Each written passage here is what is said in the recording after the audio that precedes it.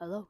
It's literally 15 minutes before my bedtime, and I am running on fumes. My brain is absolutely not braining right now.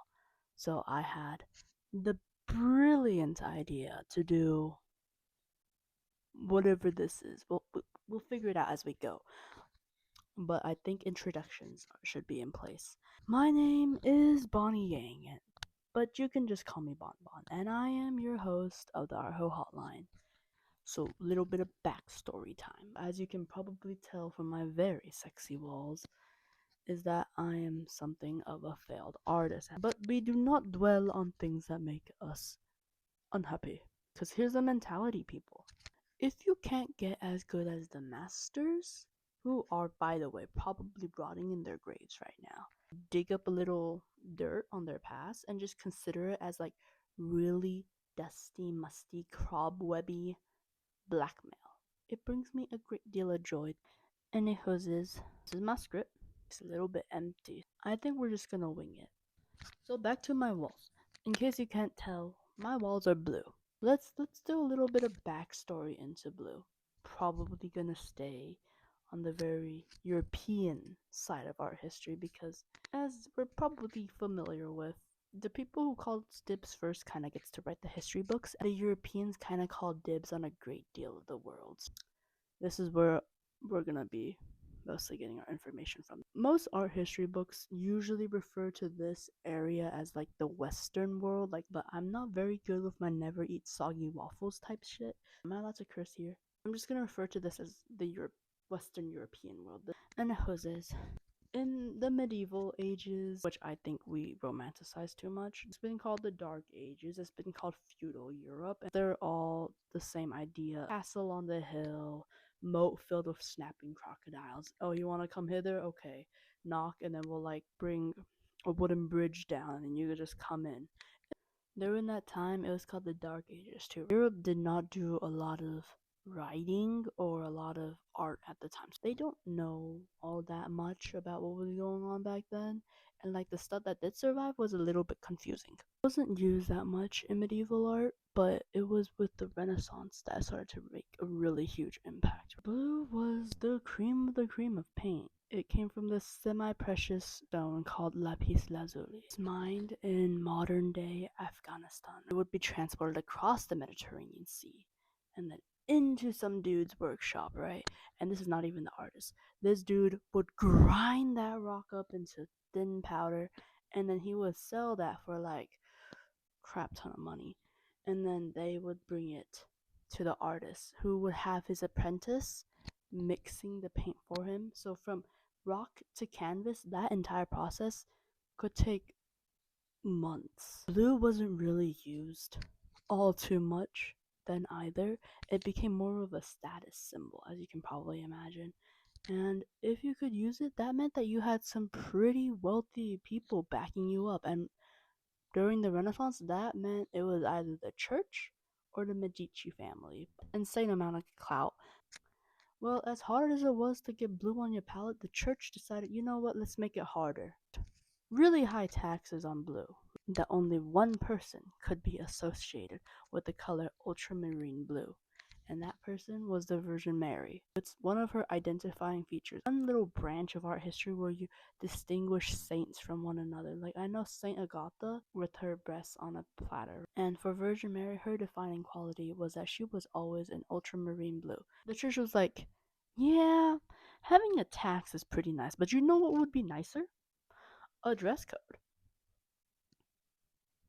Now, as you're probably all aware of, at least if you went to an American public high school, we don't give too much of a damn about dress codes. It's just the truth. But like the church was like, yeah, it's gonna work. So the length that your gown could be, the length your cloak could be, the amount of jewelry you could wear, and whether or not you could wear blue. Which the answer was no.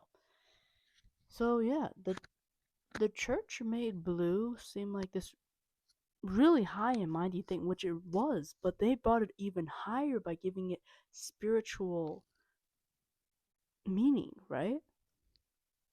But of course, let's take a quick pivot, right? We gotta talk about how it changes, because that's basically history. Change. Let's talk about Pablo Picasso, one of the most famous 20th century artists. He At first, he was not exactly the artist that I would have associated with the color blue, because my mind immediately went to like Claude Monet, right, with his water lilies, or I would have gone to Van Gogh with his Starry Night painting. I would not have gone immediately to the guy who painted Guernica, right? And to be completely honest with you, I thought that Pablo Picasso and Van Gogh were the same people for a great deal of time, up until second grade. So the dude was a interesting pill to swallow. He was quoted to have said that there are two types of women in the world: goddesses and doormats. Then that comes that discussion of should art be separated from the artist, and honestly, I think that is not something that I should be thinking about. That's probably something I should be thinking about when I have a couple PhDs backing me up, because that's for the people calling the big shots to decide. But let's talk about Pablo Picasso. He was born on October 25th, 1881, and in the south of Spain. And I don't remember much from his childhood, but when he hit the age of 20, he did exactly what basically every sane artist does, right? He hopped on a train and he went to Paris, because Paris was basically the spawning point of the art world. Because the original spawning point was Italy, then it was Paris, and then for a while it was New York City, and now I'm not really sure where it is anymore. They go to the bar, they go to their nightclubs, they get drunk, they get high, they go eat food, and I mean French food is good. I'm sorry, I'm hungry right now.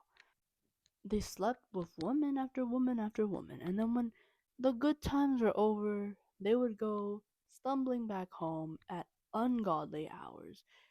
And home was their shared apartment on Montmartre, which to this day is still is a pretty artistic area of Paris. Like, if this is a Hollywood movie, we all kind of know what's gonna happen. So you can't have a bromance and like not expect it to be doomed.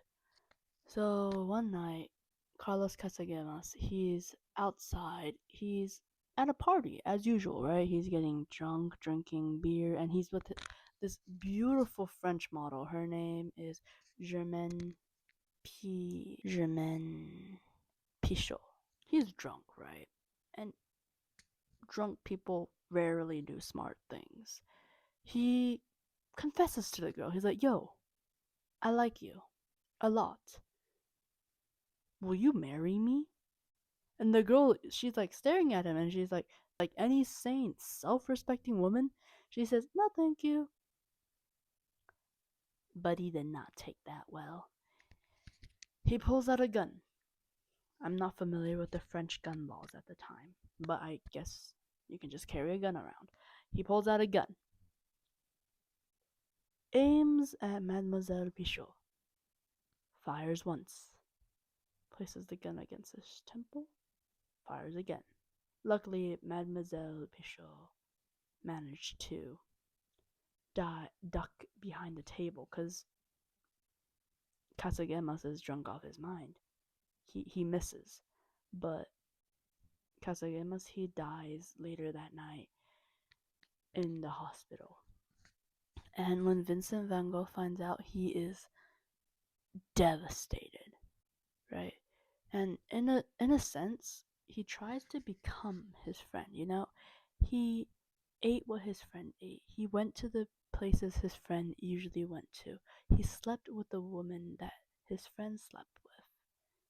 And it took a while for Picasso to get himself out of that place, right? And his art reflected that. And it would be this period that art historians would refer to as his blue period, when one of the actually started with the painting of Casagemas on his deathbed, where you'll see a lot of gray and blue hues. And then he just keeps reflecting that again and again in his art. And it's very, very prominent, his usage of blue. And to think that he took something that was so sacred, so holy, and he dedicated it to his friend. Somebody out there could definitely do a philosophical deep dive on it, but not this one, not tonight. This is your favorite Asian Arho, signing off. Good night. We are going up to a waterfall, and we are